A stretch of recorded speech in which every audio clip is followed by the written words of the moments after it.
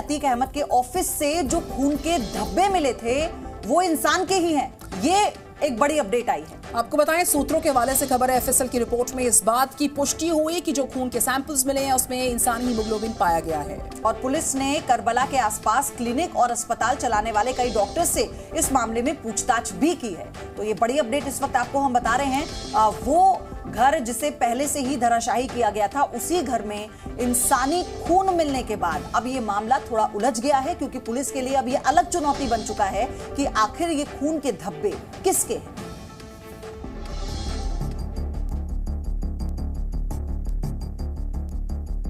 अतीक के torture house में इंसानी खून, खंडहर में खून की मिस्ट्री से हटा पर्दा। माफिया के दफ्तर में किसका मर्डर? माफिया ब्रदर्स का खात्मा हो चुका है। अतीक और अशरफ का नामो निशान मिट चुका है, लेकिन उनके गुनाहों का साया ऐसा है जो चाह कर भी खत्म नहीं हो रहा। सोमवार को अतीक के चकिया वाले दफ्तर में कुछ ऐसा ही हुआ। दफ्तर में कई जगहों पर खून के धब्बे मिले।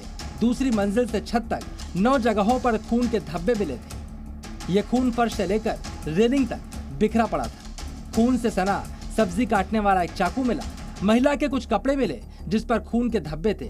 टूटी हुई चूड़ियां मिली थी। सवाल उठने लगा, आखिर वो खून किसका है? क्या ये किसी इंसान का खून है? लेकिन अब इस रहस्य से पर्दा उठने लगा है। सूत्रों के मुताबिक अतीक के जिस दफ्तर में 9 जगहों पर खून के धब्बे मिले थे, वो किसी जानवर के नहीं, इंसान के थे। जांच में इसकी पुष्टि भी हो गई है। सोमवार को 9 जगहों पर खून के धब्बे मिले थे। जांच के बाद इसके इंसानी खून होने की पुष्टि हो गई है।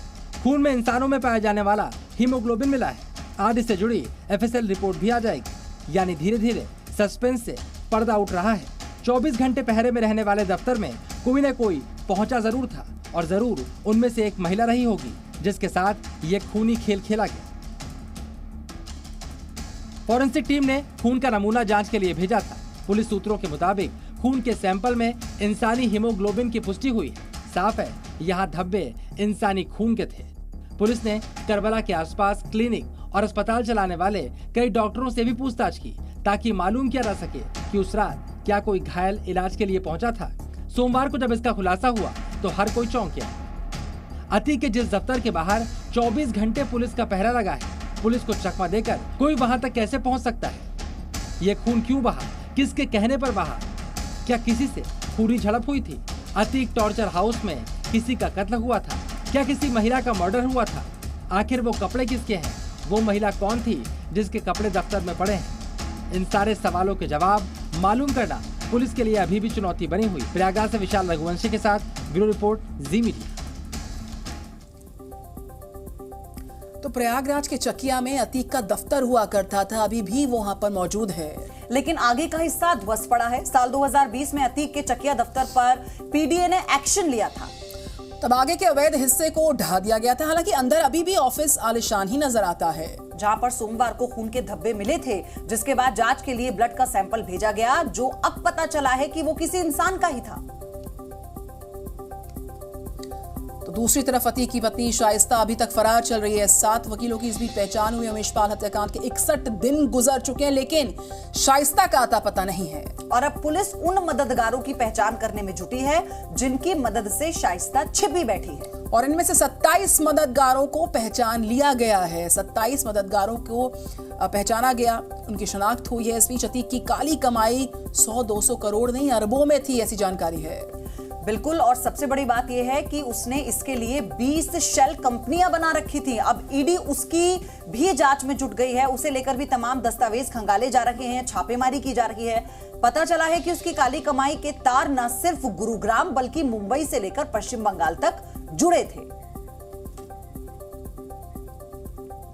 और इस खबर पर बात करते हैं, राजू राज हमारे साथ। Very good morning Raju. Atiq के ऑफिस में जो ये पूरा घटनाक्रम मर्डर का हुआ है और जो सैंपल्स मिले हैं, उसमें आज का दिन काफी निर्णायक क्यों? क्योंकि एफएसएल की रिपोर्ट काफी डिटेल्स को सामने रख सकती है। इस पर क्या अपडेट्स है? कब तक वो एफएसएल की रिपोर्ट आ पाएगी इस मामले में?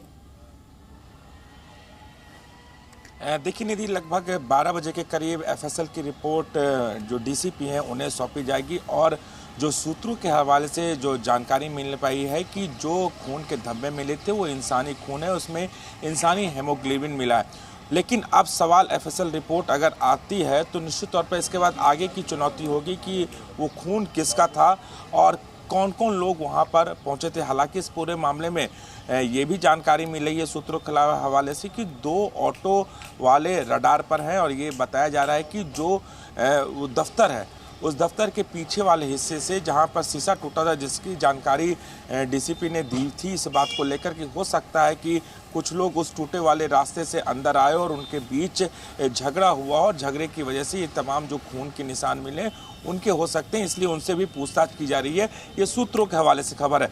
लेकिन सबसे बड़ा सवाल अब चुनौती यह है इन्हीं सवालों के जवाब अब पुलिस तलाश रही है। धन्यवाद राजू राज आपका।